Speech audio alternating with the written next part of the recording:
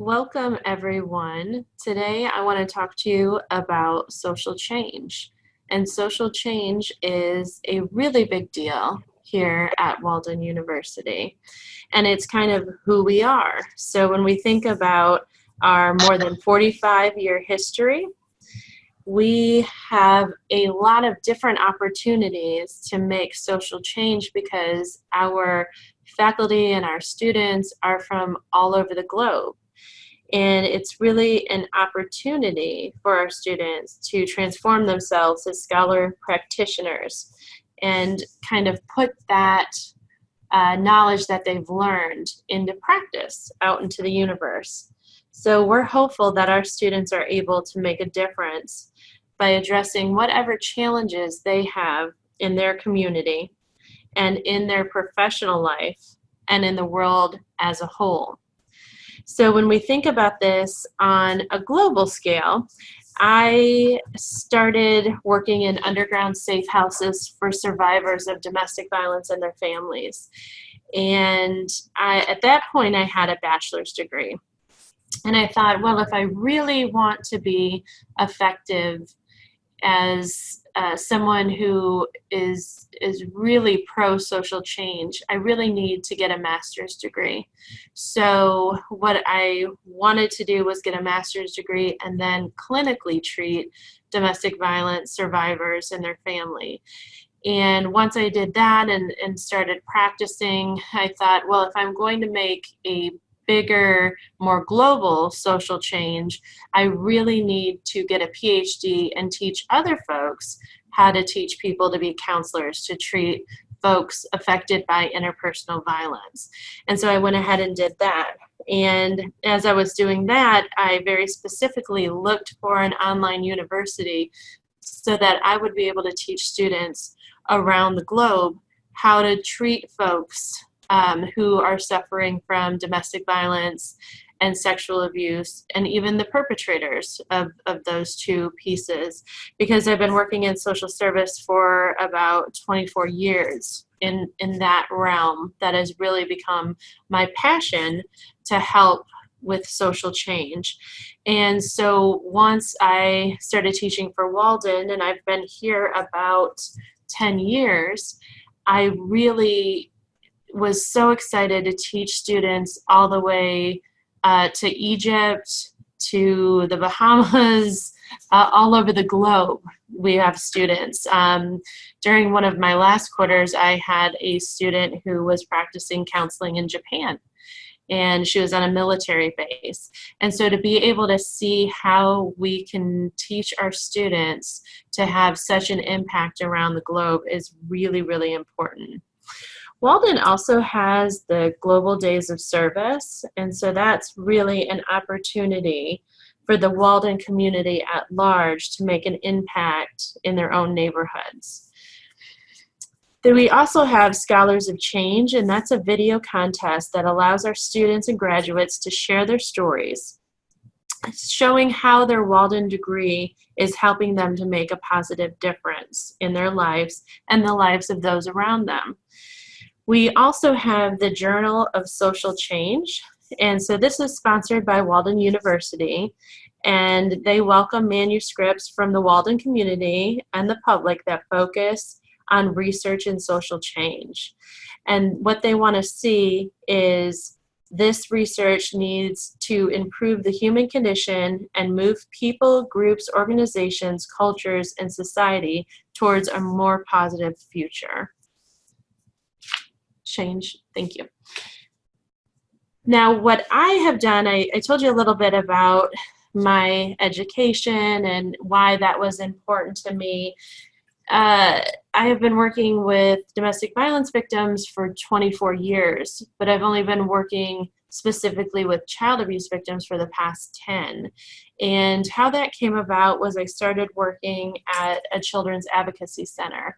And for those of you who don't know what a children's advocacy center is, it's really a one-stop shop for investigation and treatment of interpersonal violence for children. So that could be children who witness violence, that could be children who have been physically abused, and it's also for children who have been sexually abused.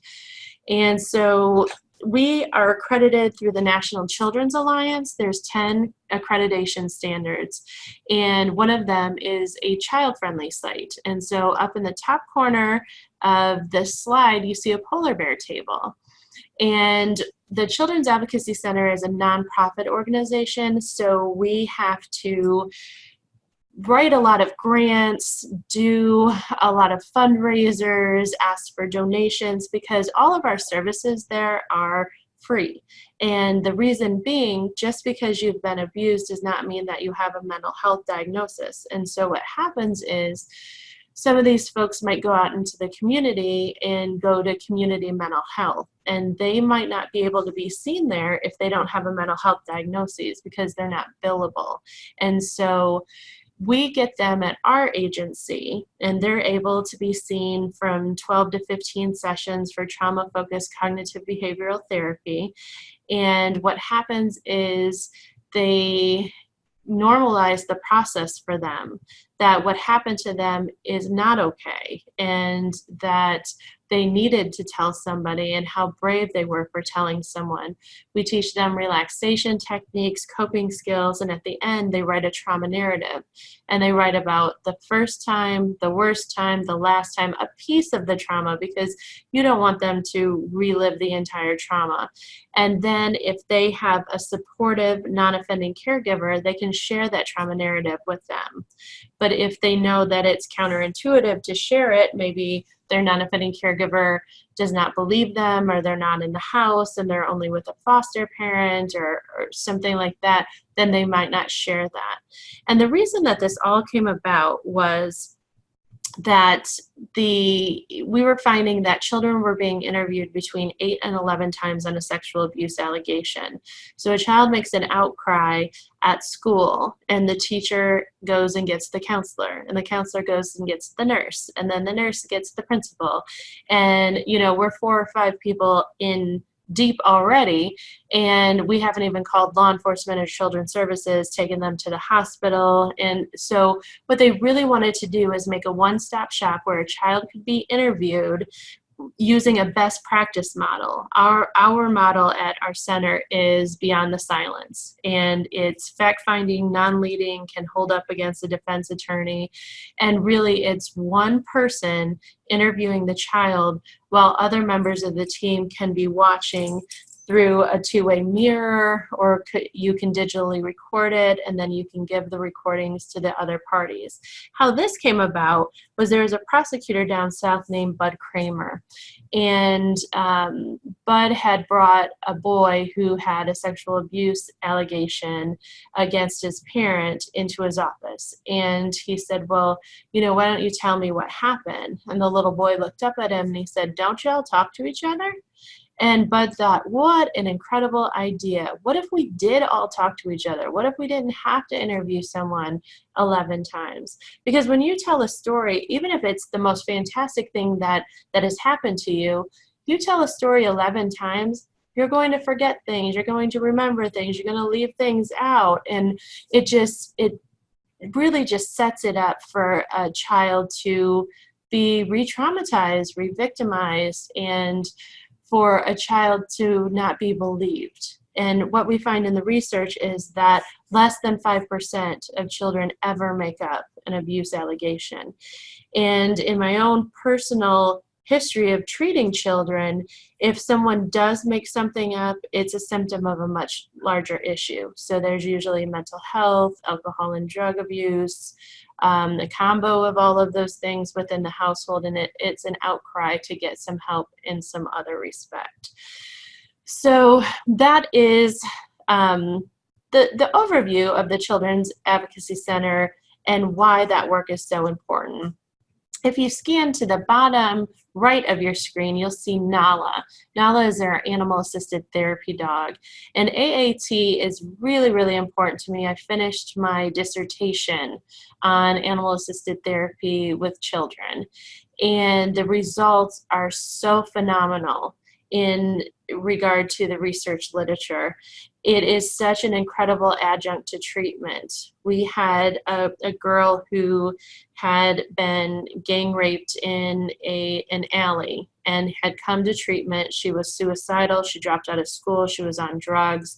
And she didn't want to see me or any other clinician at the center. And she started doing some really good work with Nala. Nala would come into the session and she would pet her, and she started talking about her feelings. By the end of her sessions, we kept her a little bit longer. I think she was probably 18 sessions because she was going through the court process. And by the end of her 18 sessions, she was back in school, she was off of drugs, and she was applying for colleges because she wanted to go to school to be a counselor. Like what had happened with her, she wanted to change lives like that. So when we think about social change, it's so important. All of these things, the Children's Advocacy Center supplying services for free to children who would not otherwise get help, animal assisted therapy, making a change in someone's life in a different capacity. Regular therapy was not going to work with this girl. She was way too traumatized and too victimized, and she really needed just someone to sit in it with her. And so the animal is so good at that. The animal has like what we call some core conditions of counseling: that unconditional positive regard, genuineness, that empathic.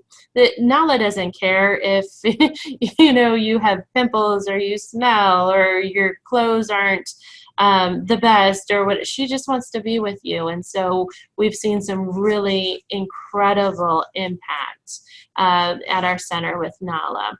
Also, Nala's been there for 6 years, and so you can tell when she's been there a little while, she's like, it's ready, I'm ready to go home. So what we're doing is, sometimes with social change, you have to have a backup plan as well. And so we are training my dog, Bob the Beagle, to be our next animal-assisted therapy dog, and he is in his 4th class of 6. And there's a whole certification process. You have to make sure that they go to the vet and have all of their shots, and it's just a huge process. And then by the end of it, you have to do a handler certification. So we're going through that process now because that program is just so incredibly important to us. Speaking of programs, we have a better intervention program. And this was a huge transition for the board at the Family and Child Abuse Prevention Center.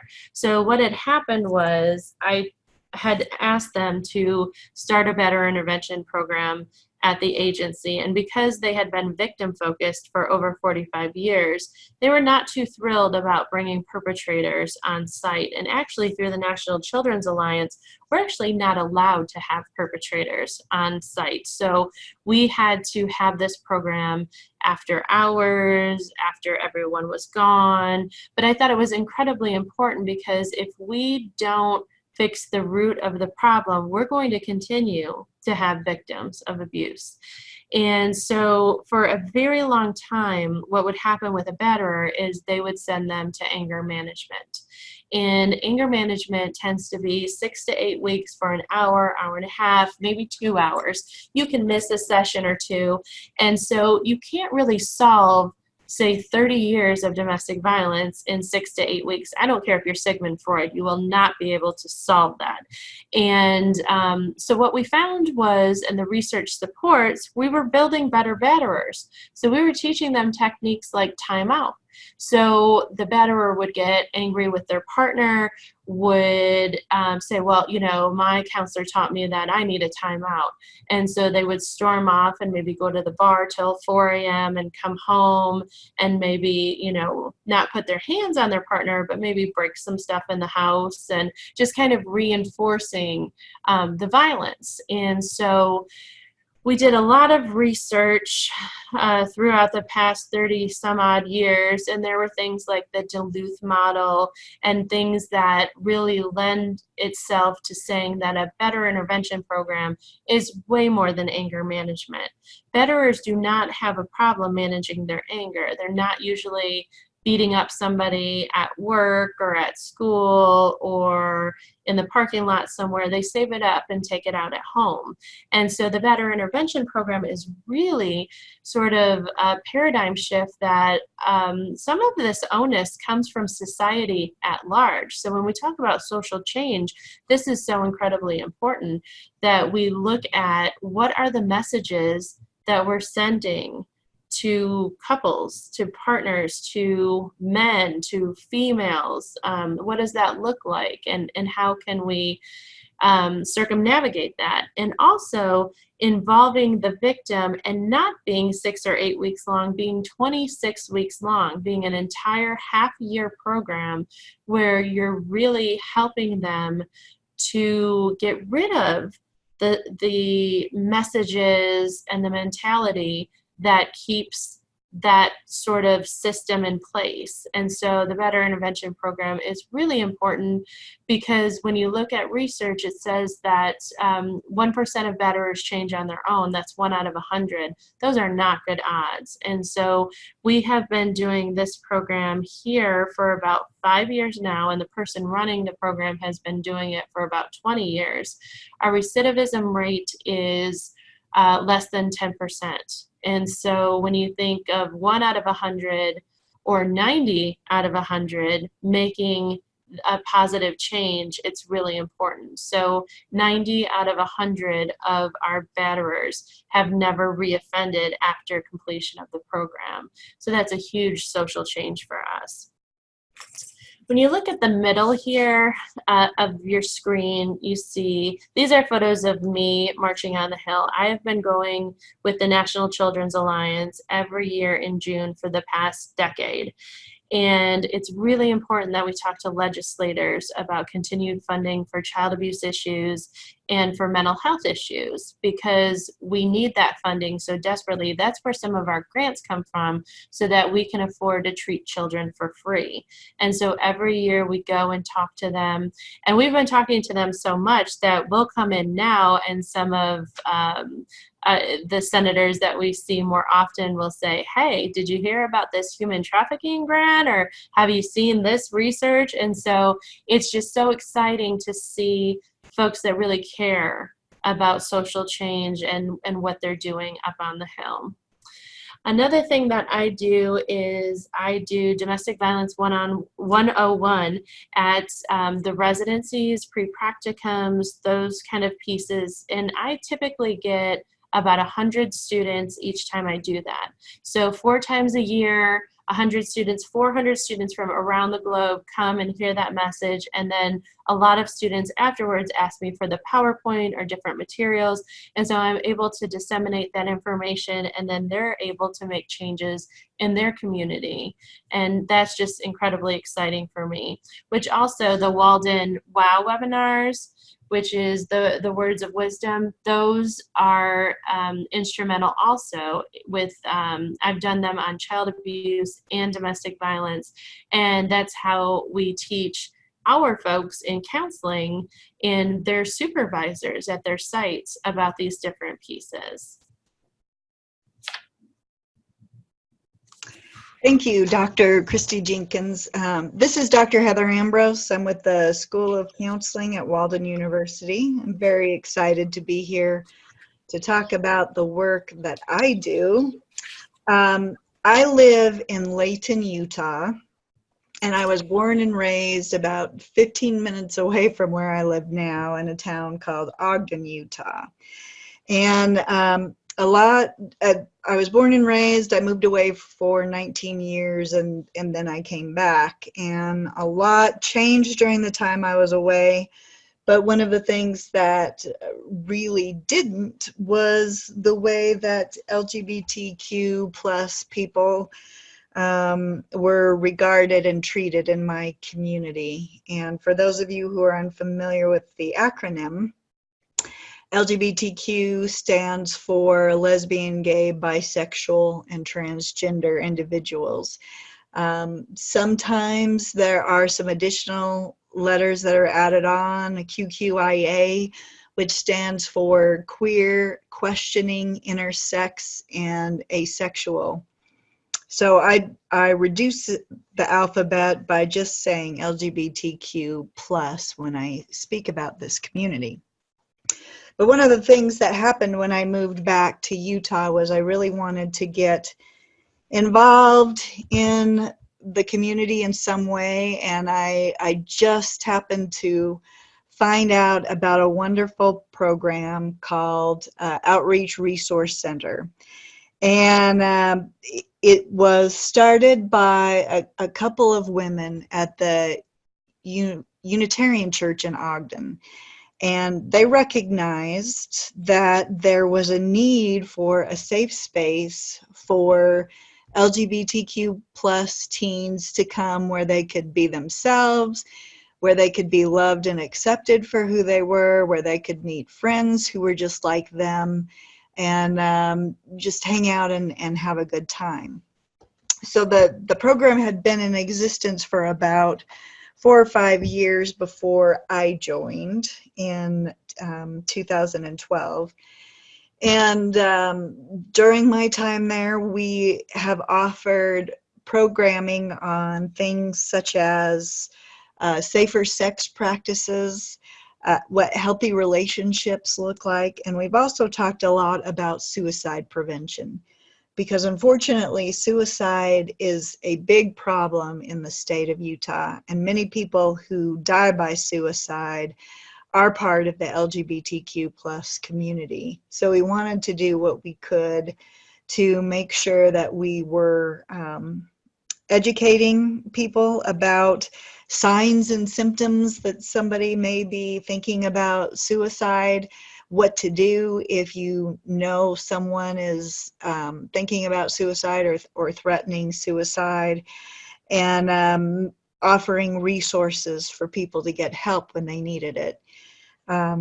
So that was a very important part of our program. We also recognized that there were a lot of our kids that were living in poverty. And so one of the things that we started doing was providing a food pantry for them. If they needed food to take home with them, they could certainly do that. And we also provided clothes that they could take to make sure that they had enough to wear, especially in the wintertime. We collected coats and other kinds of things for them to make sure they were protected against the elements. So in the beginning, our program was open 2 days a week, and we provided dinner for the youth when they came in. They were also able to not only participate in the educational programming, but also play games, do crafts, whatever they wanted to do to socialize with each other, they could. Unfortunately, one of the things that we experienced was after marriage equality happened in 2015, a lot of the big donors that we had that were funding our program decided that because the LGBTQ plus population now had equal rights in terms of marriage, that there wasn't really anything more that needed to be done for this community. And one of the things that we found was that is absolutely not true, especially when it comes to the trans community. There's been a lot of legislation proposed and enforced both at the national and various local levels around the country aimed at discriminating against the trans community. So there's still a lot of work that we really need to do. And unfortunately, there have been several trans women of color across the United States, particularly in the Dallas, Texas area, that have been killed, several within the past few months of this year alone. So there's a lot more that we need to do to be sure that we're taking care of our youth. So when our funding dried up, one of the things that we decided to do was join forces with another organization in town called Ogden Pride. And they had been a fairly new organization that was aimed at putting on a yearly Pride Festival in the city of Ogden, which was no small feat. And so they had wanted to do youth programming, and they saw this as a good way for us to join forces, and so did we. So now we are known as Youth Outreach, a program of Ogden Pride. And so in addition to planning the yearly Pride Festival that takes place in Ogden, we continue to do programming for the youth in our community. Instead of being open 2 days a week, we are now just open for 2 days out of the month, because we are a volunteer organization, and sometimes it's difficult to meet all the needs of the community, but we do the best that we can. So we're open 2 days a month for the youth. And we are also now starting a program where we are looking at providing services for the trans community. And we really hope to be able to provide more services in the future. We're currently raising money for our own Pride Center in Ogden. The only Pride Center that exists in the state of Utah is in Salt Lake City. So we really want to be sure that we have something local for people in the northern Utah area. Once we have our center, we'll be able to offer a lot more programming opportunities for the larger LGBTQ plus population. But right now our focus is mainly on the youth, and as I mentioned, the trans community. We try to give our youth a fun activity every month. So we'll do things like go bowling, have a pizza party, have a coffee night, have a movie night, some of those things to continue to give kids the opportunity to be in a safe space where they're able to interact with each other and make new friends along the way.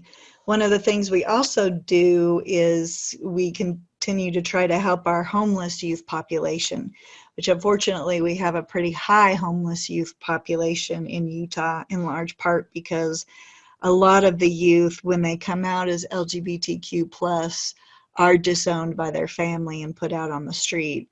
So fortunately for us, we now have a couple of shelters. There is one locally in Ogden that serves the needs of LGBTQ plus youth who are under the age of 18.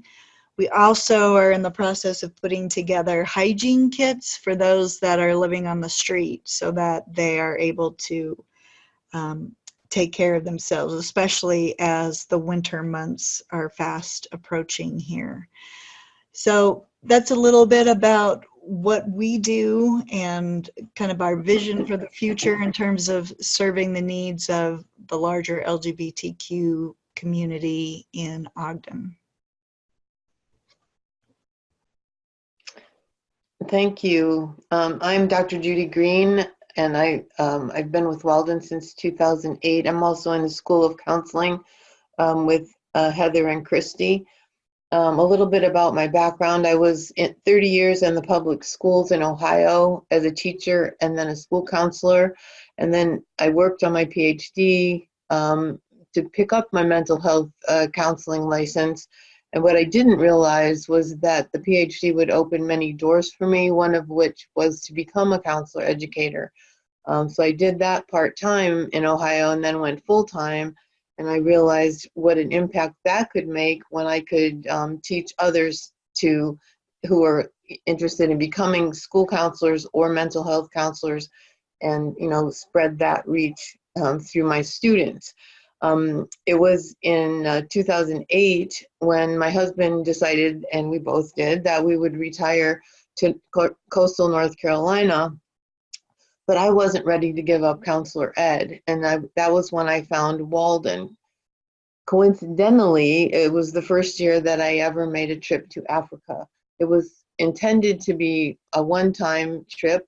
I was going to see the beautiful animals, Mount Kilimanjaro, and all that I'd heard about from the priests who had come to study at my small university in Ohio. So it was the first time I was able to take a trip like that. And then when I did, I had no idea that it would change my life. And what happened was I began to ask questions, and I knew that there was a lot of poverty and hunger in Africa, but I didn't know how pervasive it was or how deep it was. And so as I visited schools, hospitals, and along with the safari, orphanages, I just was just really interested in, like, well, what's going on over here? And I assumed incorrectly that they had counseling as a profession because the few priests that I had worked with in Ohio had taken a master's degree in counseling. My assumptions were wrong. I got there and found that counseling is not a profession yet, and still not after 10 years. But I visited a small university there, and the president of the university said, well, could you come and set up a counseling program for us? He certainly didn't know what he was asking me, but I came home feeling really discouraged and wondering, how could I possibly help? How could I make an impact, and for these people who were so hungry for knowledge? And it just so happened that at that same time, NBCC, the National Board of Certified Counselors, had just written a new program called the Mental Health Facilitators program training, which is a 30-hour curriculum written and owned by NBCC, where they train master trainers to go all around the globe and into our remote areas in our country, some Indian reservations, some very small, or I shouldn't say small, some pockets of poverty in West Virginia where people don't have access to mental health services and so forth, to take this training and give it to people, anyone who wants it, who are working with others. So in Tanzania, what I do is go over for 3 weeks in the summer, because that's the best time for them to have me there. I work with teachers, headmasters, discipline masters, nurses, priests, other clergy, anyone really who's interested in mental health. One of the things that I found when I got there, I thought, oh, this is wonderful. The curriculum is all set up and I just deliver it. It takes one whole day for us when we begin the training to explain and teach people over there what mental health is, because they really have had no idea. So far, we've trained over 300 people, and the idea is then, of course, that they will take their skills and go out and help others through their own work. The training provides tools to help people identify mental health needs, make referrals, work with and support anyone in need of mental health care. We spend a lot of time on, what is anxiety, what is stress, what is good stress, bad stress, and so forth, and depression. Over there's many people still believe, for example, that depression is caused by someone being possessed by evil spirits. So so slowly we're able to teach them, what is really going on with the person who's suffering from depression.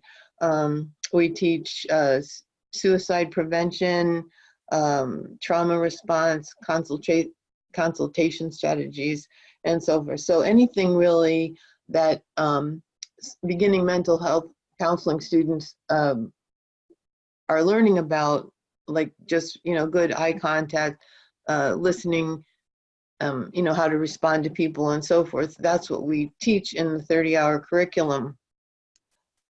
Interestingly, I think, I know that the program's making a difference, because I hear back from the people we've trained, and they say, oh no, I've been doing it all wrong. When a child is acting up, we use the stick, they call them. So they still use corporal punishment over there. So now, slowly again, we're educating them that, these kids have feelings, and if you can get them to, think about what they're doing and so forth. So talking about feelings over there, again, that took another several hours because they explained to me that they don't talk about feelings. When you ask someone how they feel, they say, I'm well or I'm sick. So teaching the whole idea of, emotional reaction, it takes time. So that's what I do with the mental health facilitator training. And again, we also do research about, how is it being received, how we're using it, and they send it back to me, and I keep in touch with many of the people who've been trained. So I love being able to do that, and thankfully, because of my work at Walden, I'm able to take my classes with me when I go, and that's fascinating to them too. They're very, they can't believe that, first of all, we have the technology and all of that to be able to do it. But I'm just thankful that Walden, my work here, allows me to, to do what I'm doing and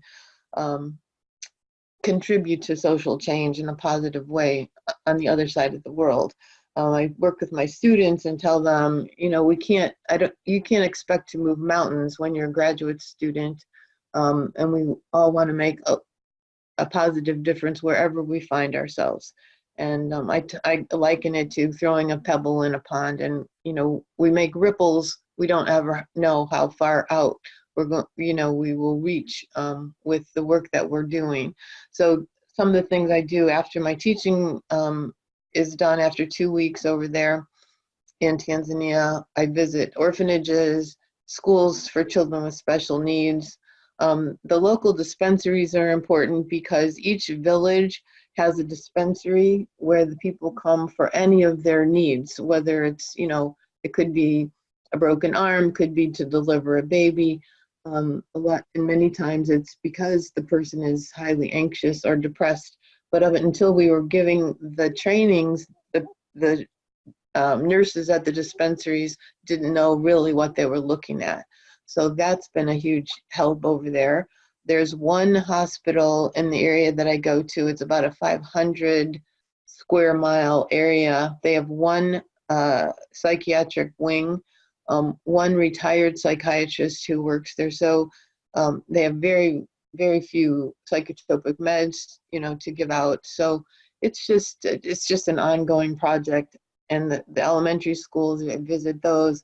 St. Pamachius is a big push for me right now. It's the only secondary school in the entire country where children who are deaf, blind, or albino, you can see some of the albino kids up in the picture there, can go for their secondary education. They are provided education through the 7th and 8th grade, but after that, they can't go to the other, to go on. And many of them have the cognitive ability to go on eventually to university and be able to support themselves.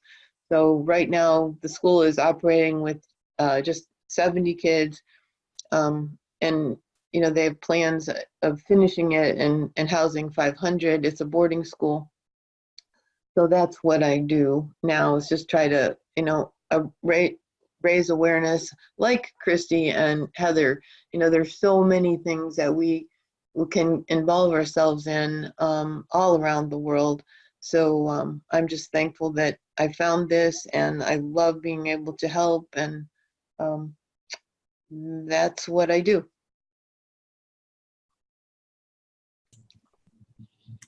Okay, so now it's time for you to think about what you might want to do in your quest for social change. And so what I like to ask people is, what is their first philanthropic memory that you have? For me, what mine is I have a memory of my father writing a check to the Salvation Army every Christmas. And at the time, I was little, so I thought it seemed like a ton of money, and I can't remember what it was.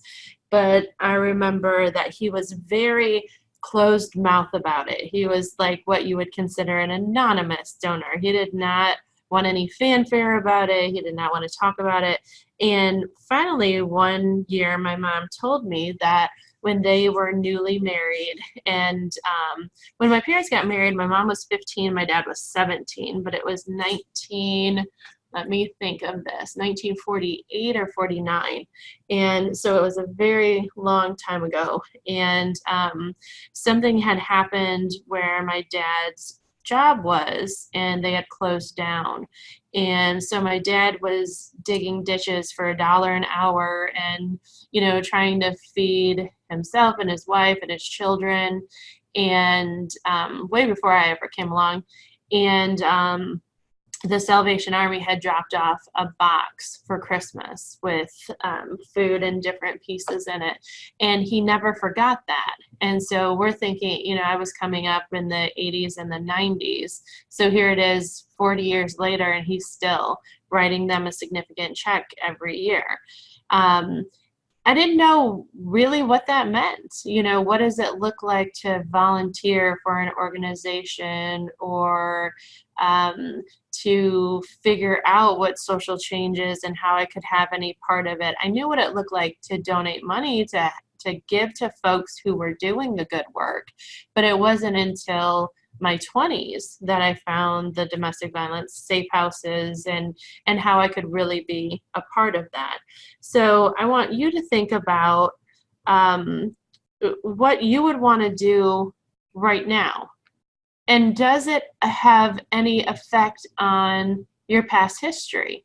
So if you say that you grew up and you were homeless at periods of time because someone lost their job or because of a divorce or domestic violence or something, would you want to work with the homeless population? Is that something that you saw growing up, or that something has shaped you in that direction? And you really need to find your passion.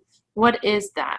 Tap into that desire. How can I help others? I have a lot of pictures listed up here, so you can see there's conservation, there's food insecurity, there's adoption of pets, there's Save the Bees, of course, interpersonal violence, sick children, LGBTQ+. There's lots of different things on this page just to get you thinking about what would fall in line with your desire, what would fall in line with your past history. Maybe you have seen something at some time and you thought, there's injustice in this world and I want to help out. Or maybe it truly comes from you yourself having some sort of issue along the way. And think about finding a local resource to try it out. So if you did want to really be pro adopt, don't shop, and you really wanted for folks to stop going to breeders and you wanted them to adopt the animals that we already have that already need homes, you could go to your local animal shelter and ask them how you volunteer. And so when we think about getting from that point of, wow, I'd really love to do this, to the point where you're actually doing it, it can take a lot of different steps. And so in counseling, we call it backwards planning. So it's a solution-focused technique in counseling, where if I want to actually be there helping getting dogs adopted, how many steps before that do I need to get there? So I would have to obviously make a call and ask if they're taking volunteers. And if they say, yes, we'd love to have you volunteer, what does that entail? Does that fit into my schedule? Do I have to take any classes to learn how to work there? Is there a training program? So there's a lot of steps to get you where you want to go. So you definitely just kind of want to reach out and see. And if at first you don't succeed, try again, because that shelter, maybe they have all the volunteers that they need, or maybe they don't accept volunteers ever. It's only paid staff. Well, they're probably not the only shelter in town or in a 60-mile radius. So start looking around your town if you can't find exactly what you want. Or for some folks who are in rural areas, even looking on the internet of how to volunteer. Sometimes you can volunteer to be a blogger or to do chats, you know, for folks that are maybe feeling down or maybe suicidal or those kind of things. So there's lots of different ways that you could find your passion, reach out, and help. And it really, really depends on what you want to do and where you live and what the resources are. But there's plenty of work that needs to be done in society today. And so if you can't necessarily do your first choice, I'd make a list of a few different choices just to get you started out, because what's so great about social change is that we want to make a difference. And one of the main differences that we make is within ourselves and just feeling that impact. Judy had her pictures up here on the last slide, and one of the pictures you can see some little kids holding stuffed animals right up there, up at the top. And Judy had come, and what Judy does is so incredibly fantastic, but I do social change in a different area. It doesn't mean that I'm not impacted by what I hear from other folks. And so when Judy came back one time and said they had 2 stuffed animals in the orphanage and they were passing them to each other so that they could just feel the fuzziness of their little ears, and then they would pass it on to the next kid. There was 100 children in this orphanage. And so Judy and I got together, and how can we get stuffed animals for all the kids so that they could all each have one. And so we sent over 100 plus Beanie Babies on one of her trips. And she video recorded these children getting their very own stuffed animal. I mean, it was stunning. I showed it to my children who have far too many stuffed animals. And I said, look, when you have nothing, this is what this looks like. I mean, they were jumping off their bunk beds and, you know, just smiling from ear to ear and so excited and just squeezing these stuffed animals. And it's something so simple as sending over a box of stuffed animals. Because I think for some folks, they think, how do I fit this into my life? My life is already too busy. I have too much going on. How can I do this?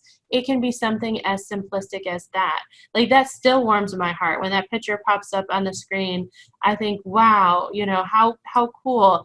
Kids who don't have families, don't have worldly goods, finally got to feel good, at least for a little while. And so think about what you would want to do, where you think you could do it, reach out to those resources, and definitely you can always reach out to myself, Dr. Heather, Dr. Judy. We will have our email addresses right up right now. So if you need any sort of help, please reach out to us, and we would love to be able to be a resource for you and making positive social change.